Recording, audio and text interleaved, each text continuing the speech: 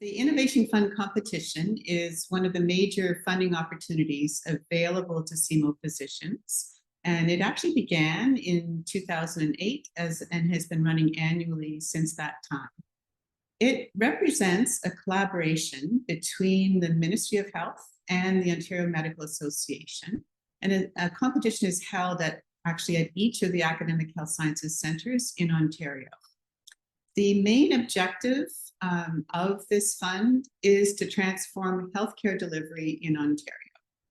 And so what makes it unique, I think, are the types of projects that are funded and can be funded, and they're quite broad and diverse. This amount of funding can fund an entire project, and it is a substantial amount. The available funding through SEAMO's competition this year has been increased to up to $150,000 per application. Matching funds are not required.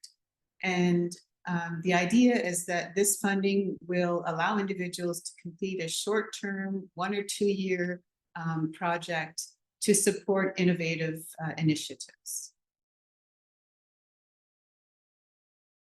So according to the Academic Health Sciences Centers Innovation Fund framework and the guidelines, which are available on our website and on the central website, projects are particularly innovative if they have 5 components that are listed.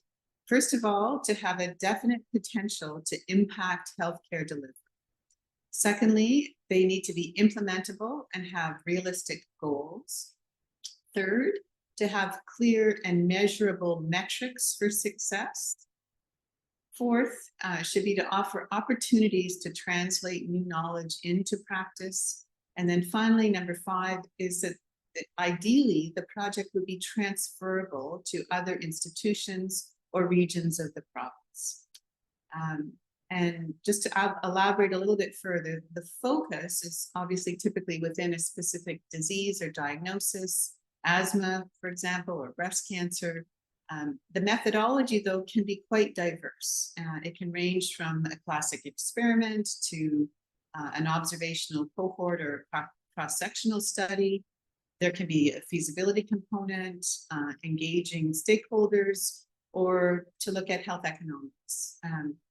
What is really key is clearly defined project outcomes.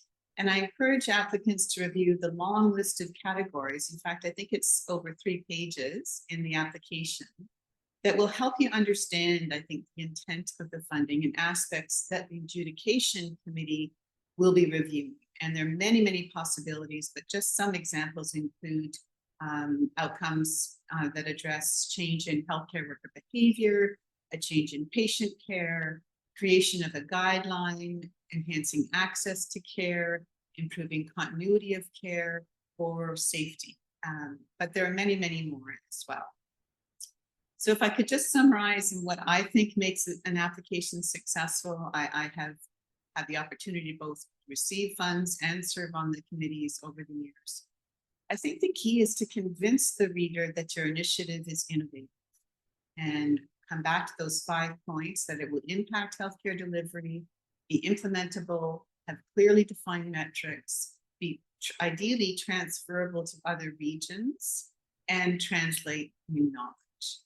And my personal perspective is that I think if it's relevant, having a letter of support from a relevant stakeholder is also quite beneficial.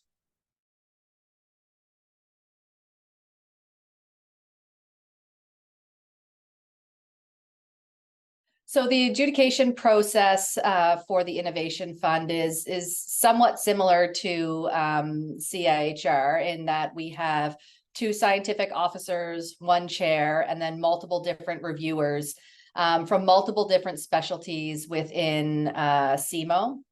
And what happens is each grant has 3 different reviewers. There's a reviewer 1 who has the most knowledge and in-depth knowledge of the proposal, and followed by reviewer 2, and then we have 1 reader. And what these 3 individuals do will read through the grant and go through the adjudication form and make comments on the strengths and weaknesses of the proposal, questions they have, and also review the budget. What happens during the evaluation process is that the chair, scientific officers, and the reviewers all meet, and the grants are reviewed and discussed with final scores given by all the reviewers at that time. The one thing to understand with the Innovation Fund is that there are multiple different disciplines, types of research, study designs, and expertise that are coming through. And so I think sometimes the reviewers feel as though they may not have the content expertise to review some of the applications to the fullest extent. But I think what's important to know is that even if you do not have specific content expertise about the reviews that you are doing, that you are still able to review and adjudicate based on standard scientific proposals about clarity of the grant, the impact, and what the potential translation of knowledge would be for that grant. So I think sometimes reviewers feel a little bit overwhelmed because they may be asked to review grants where they don't have content expertise. But I just want to ensure that everybody knows that despite not having content expertise, you can judge the proposals very well, and that because there's 3 different types of reviewers, we always try and have at least one individual reviewing who has some content expertise. For the applicants, it's similar to what I said for the reviewers. Because there's such a diversity of reviewers, it's very important to try and write the background and the aims and objectives and gear it towards an audience which may not necessarily be familiar with your either disease of interest or potential outcomes. Compared to some other grant applications where individuals will submit to a panel of reviewers who are experts within your discipline, just remember that there may be individuals from multiple different disciplines who may need a little bit more clarity on some of the background information. I think that usually helps. Also trying to provide information about the innovation that you are bringing with your grant and the intended impact that it can have on either SEAMO as a whole, patients through SEAMO, or individuals in Ontario is also important.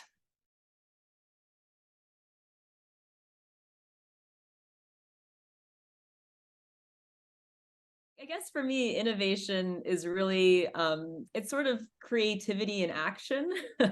And so it's either thinking of a problem or providing a solution in a way that it isn't typically done. And for me, innovation can come from anywhere. and just yesterday, I was driving my kids home, and I always think that kids are some of the most innovative thinkers out there. And my youngest 2, they're 9 and 7, were having a debate about what's the biggest carnivore that ever existed. And so the middle one said a Spinosaurus, and then the 9-year-old said a tornado.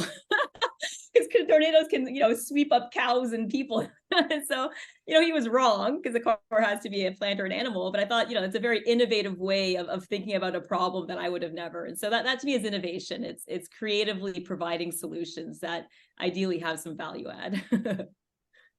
It's such a cool story, Teresa. I really like the tornado answer. Maybe we need that kid reviewing grants.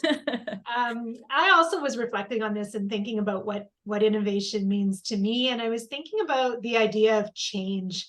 And it's similar to what your answer was, but it's that idea that there's a problem or something that could be done better. And the innovation is in figuring out how to do that effectively. So that's where I came to. What did you think, Stephanie? Well, you know what? It's a really good question. So I guess the three of us all spent some time thinking about it for the past few days. And I think when I thought about these grants, when I first started reviewing, I often thought about an innovative question, something that somebody hadn't thought of before, or an innovative solution to a problem. But I think actually innovation is really so much broader than that even. And I reflected a little bit on the COVID pandemic. And it wasn't actually the question or the answers as much as the way that we did the research. And we really broke away from, that randomized control trial that we always have been taught for years and years. And there was a whole new level of getting to populations that otherwise couldn't be included in these studies, and international collaboration, and really radical collaboration, like groups of people that never would have otherwise crossed paths all of a sudden being brought together in these projects. And so, the disease cure part of the problem wasn't actually as innovative as the way that the research was conducted. And so I think there's actually a lot of different ways to be innovative in these projects.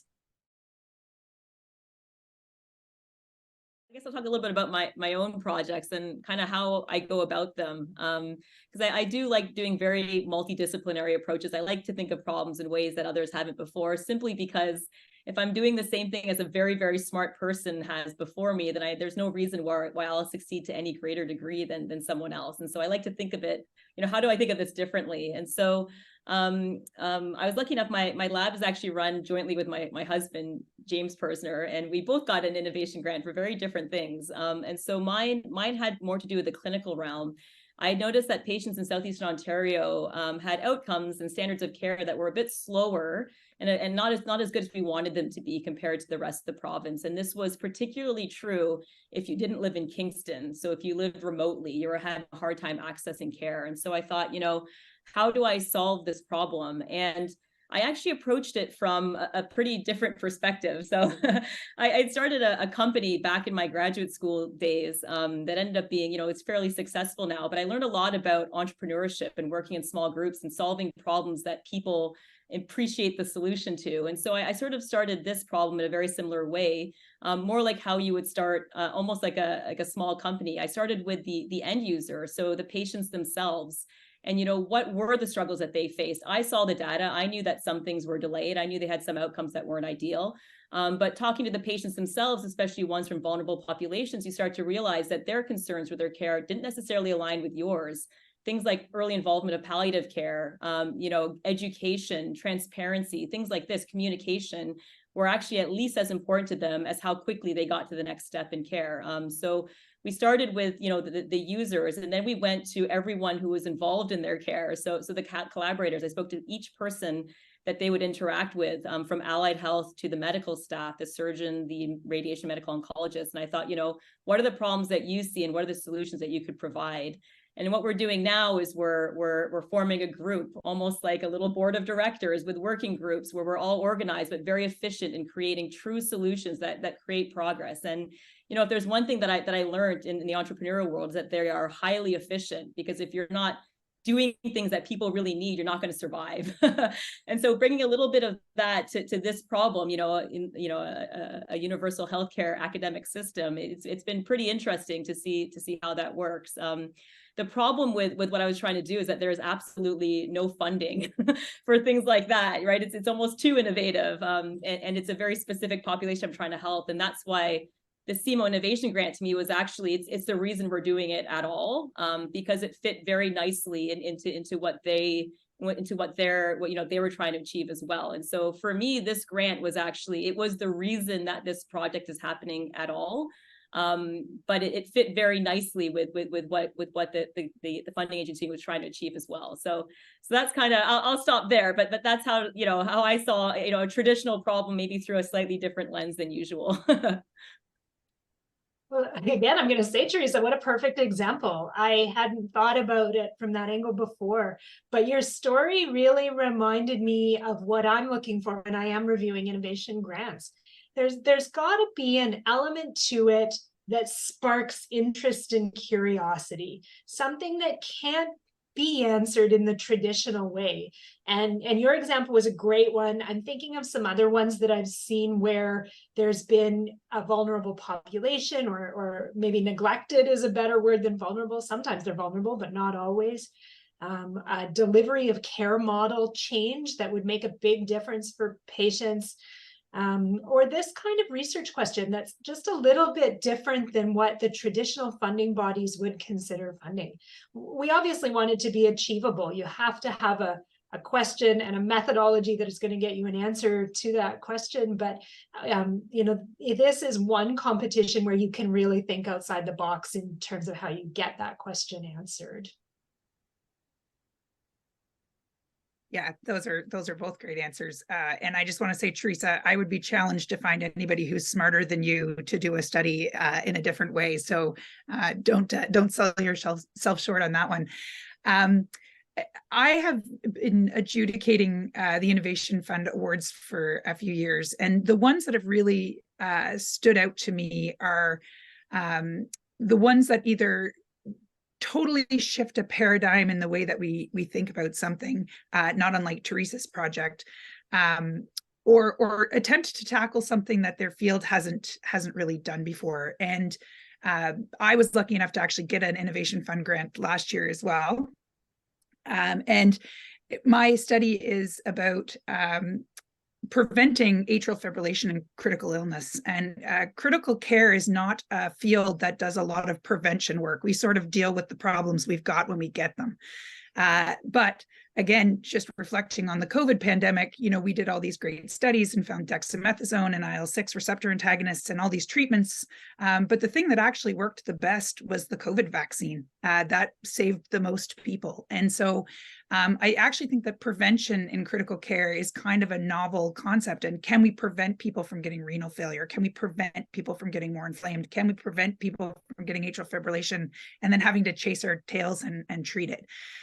So I would consider mine to be innovative, but probably not in the same way as some of the other grants I've read. And one that particularly struck me really focused on thinking outside the box, and it was a complex question, and there was just no way to eke any more efficiency out of an already stressed system.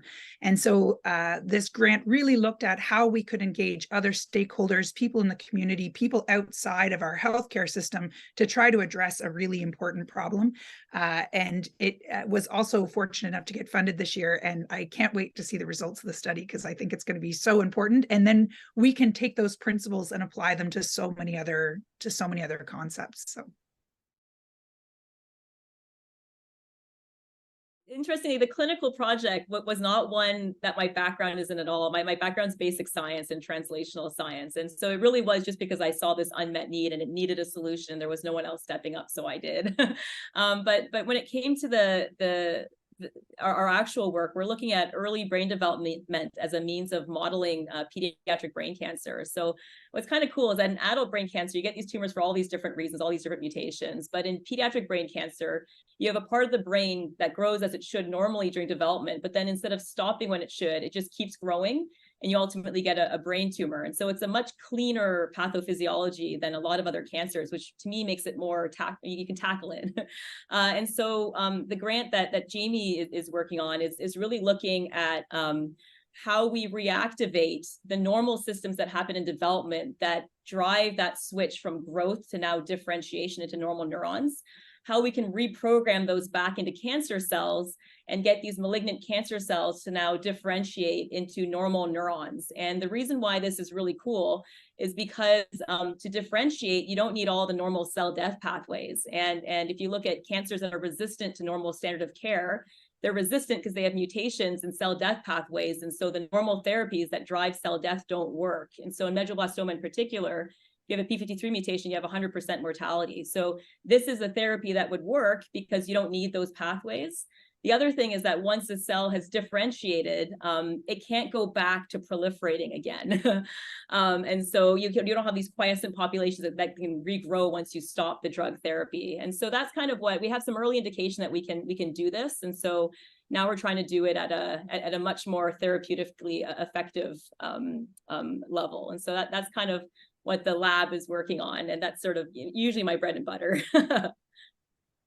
Well, I couldn't be more opposite. So I'm a specialist in high-risk obstetrics.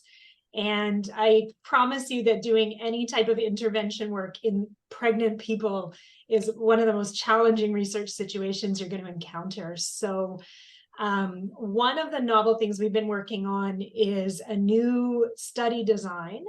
Randomized controlled trial doesn't work particularly well for birth outcomes. People are not particularly interested in being randomized to vaginal delivery or cesarean section. So this project that we are working on uses a patient preference trial design, where the patient is asked up front what their preference is. If they have a preference, then they're given what they want. And if they're not sure, then there's a randomization pool as well.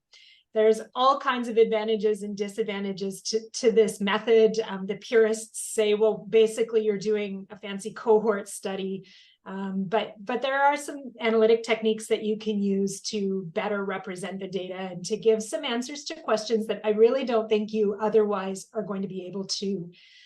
In a few decades ago, there were randomized controlled trial studies of births, and they collected a fairly homogeneous group of patients for those studies. What this one's doing is letting us include almost everybody in our trial design. So a little bit of a pragmatic approach to research that hasn't been used in the obstetrical population very much at all to this date.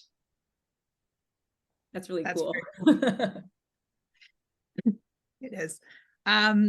So I think the innovative thing that I'm working on right now is actually a really neat project, and it's a collaboration between the School of Computing and the School of Business. We collect a lot of physiologic waveforms in the ICU, and so my research is in atrial fibrillation, but only about 20% of people get atrial fibrillation, and so I don't really need to prophylax the 80% of people that were never going to get atrial fibrillation in the first place. I need some way to identify the 20% of people that are. And the risk scores that we use in critical care for most things are actually pretty crude, and they're based on static measurements that are taken in the ICU that vary dramatically with time. But we have all these waveforms, and so we developed a deep learning algorithm using some complicated neural networks to actually detect the atrial fibrillation in the waveforms. Now we're working on predictive algorithms. So we're trying to give ourselves 10 or 15 minutes of lead time to predict who's going to get atrial fibrillation so that we can actually intervene before the arrhythmia starts. The dream would be that we could get 10 hours of predicted time before we had to do anything, but I don't think it's going to work out that way. But the part of that I find is really fascinating is actually, you can have all these algorithms that give you all these warnings, and there's lights and bells going off in the ICU all the time. So our business colleagues are doing a behavioral component, which is how do you deliver those alarms and actually inspire people to respond to them? What degree of certainty does your alarm need to have before people just start completely ignoring it? And so it's a really cool project that's sort of been years in the making, but incorporates AI and physiologic waveforms, clinical decision-making, and behavioral science, which I think is really neat. That is really neat.